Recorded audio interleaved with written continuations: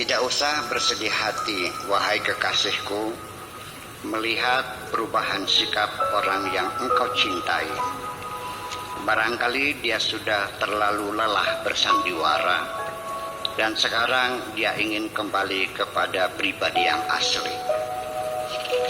Yang pasti, dia akan menanggung kecewa berat seumur hidup melepas cinta perempuan yang sangat setia seperti dirimu.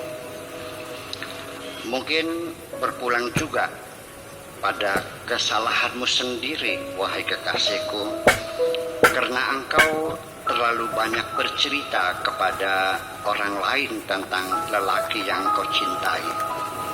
Ketahuilah bahwa terlalu banyak orang di sekitarmu yang tidak berharap cintamu akan abadi. Perlu engkau sadari, wahai kekasihku, tangisanmu tidak akan dapat mengembalikan mantan kekasihmu yang telah pergi.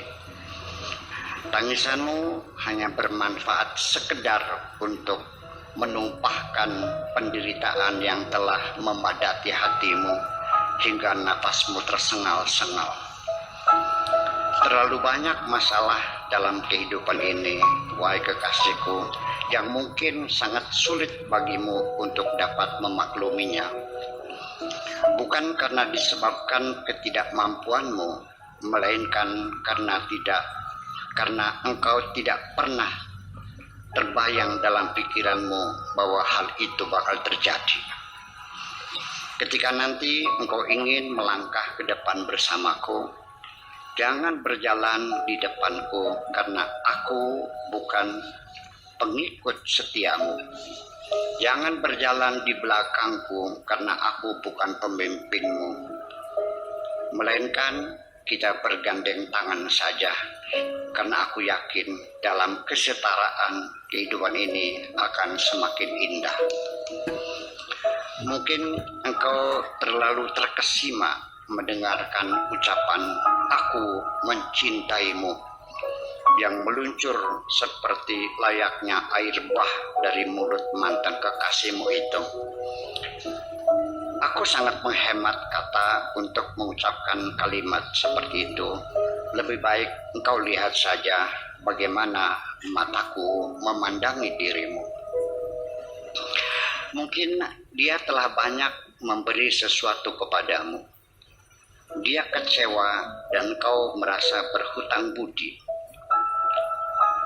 Aku mungkin tidak dapat banyak memberi kepadamu, tetapi sekecil apapun aku berikan, aku merasa sangat bahagia sekali, karena aku meyakini imbalan bukan dari orang yang kuberi, melainkan dari Tuhanku yang Maha Pemurah. Nasibmu, wahai kekasihku, sama seperti banyak bunga indah tetapi tidak berbau wangi. Hatimu yang sangat indah dan mulia tetapi tidak selalu mendapatkan keberuntungan. Memang manusia zaman sekarang yang tinggal di rumah-rumah susun seperti kotak surat di kantor pos, sekalipun berdampingan tetapi masing-masing tidak ada yang tahu apa isi yang ada di dalamnya. Persahabatan bisa akrab tetapi masing-masing tidak tahu isi hati orang lain. Kita tidak tahu isi hati orang, melainkan di zaman sekarang apakah hati masih ada fungsinya. Termasuk otak juga, sama seperti payung, baru terlihat fungsinya ketika dikembangkan. Ketika hujan berlindung dari kita supaya jangan basah, atau melindungi diri kita dari teriknya panas matahari. Otak juga sama, harus selalu terbuka. Karena mereka menduga aku sangat baik hati sekali, karena melihat aku selalu hormat kepada siapapun. Namun demikian, wahai kekasihku, engkau harus sadar bahwa binatang juga perlu disayangi.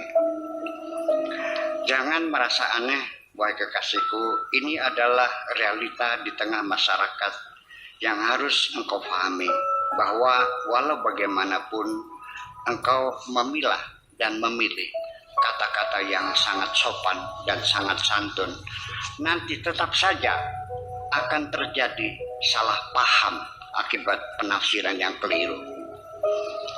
Kalau terjadi demikian, katakan saja kepada mantan kekasihmu, terserah kamu. Biarkan dia bebas menafsirkan sesuai dengan kadar keterbukaan otaknya sendiri. Engkau tidak perlu khawatir, wahai kekasihku. Percayalah, aku tidak akan mengorek-ngorek masa lalumu. Itu adalah milik pribadimu sendiri dan engkau mempunyai hak untuk menyembunyikannya. Aku tidak ingin melukai hatimu yang sampai sekarang mungkin masih memar. Aku tidak akan bertanya tentang asal-usulmu. Yang penting engkau bagiku adalah berlian. Ketahuilah, wahai kekasihku, berlian juga asal-usulnya adalah batu arang. Yang penting asal engkau jangan menyakiti hati siapapun. Biarkan mereka bebas membicarakan dirimu sesuka-suka mereka. Aku pasti menolong dirimu, sekalipun aku akan banyak menghadapi kesulitan untuk mengambil keputusan ini.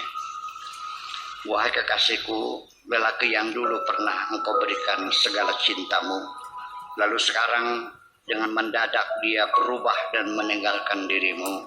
Aku menduga mungkin karena dia telah menemukan pengganti yang lebih baik dari dirimu. Menurut pikirannya sendiri.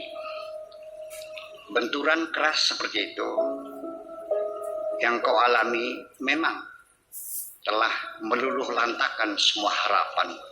Akan tetapi aku yakin benturan itu kelak akan membuat kepribadianmu semakin kuat. Aku telah banyak belajar dari kehidupan ini, wahai kekasihku. Ternyata kriteria manusia itu bermacam-macam. Ada yang seperti oksigen, sangat dibutuhkan oleh setiap makhluk hidup di dunia ini. Ada yang seperti obat, hanya diperlukan suatu saat ketika sakit. Ada yang seperti virus corona, yang tidak ada seorang pun mengharapkan keberadaannya. Juga demikian pula kita ini seperti dipaksa untuk menjalani kehidupan yang realitanya tidak sesuai dengan perasaan dan hati nurani kita. Dan ini adalah kehidupan yang sesungguhnya. Apabila engkau sudah mengerti semua, artinya jangan berharap ada orang lain yang memikirkan dirimu. Engkau harus memikirkan dirimu sendiri. Engkau harus yakin bahwa engkau juga punya hak untuk hidup di dunia ini.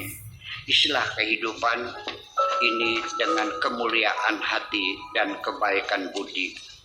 Bantulah orang yang lemah dan berilah orang yang fakir. Kita semua akan kembali lagi. Tidak ada yang menatap selamanya di dunia ini. Tidak ada yang dapat membawa pulang kecuali amal perbuatan kita.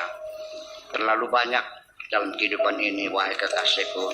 Teka-teki kehidupan masih banyak yang belum terjawab. Harapan-harapan yang tak pernah kunjung datang dan tidak pernah kita lihat. Kehidupan yang tidak kita ketahui bagaimana menghadapinya. Dan terlalu banyak pertanyaan-pertanyaan yang tidak pernah menemui jawaban yang pasti. Seperti yang kau jalani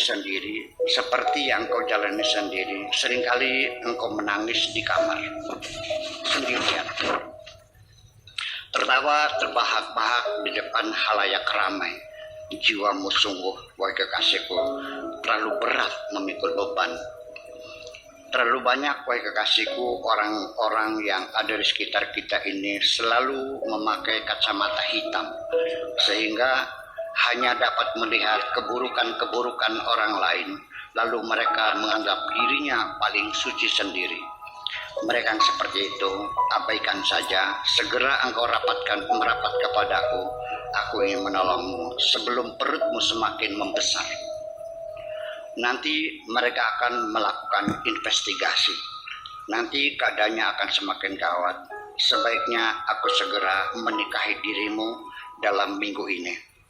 Mumpung janin yang ada dalam perutmu baru berusia 2 bulan, sehingga nanti ketika lahir kita umumkan sebagai bayi prematur. Ketika aku katakan kepadamu, aku tidak berharap apapun darimu, wahai kekasihku. Yang aku harapkan hanya semoga Tuhan menutupi keburukan-keburukanku ketika aku datang menghadapnya. Setelah anakmu lahir, aku tidak ingin memilikimu. Engkau boleh memilih sendiri, lalu kita menempuh jalan masing-masing. Belum selesai aku berbicara, engkau memekik, menangis dan menjerit. Aku ingin selalu bersamamu. Terima kasih.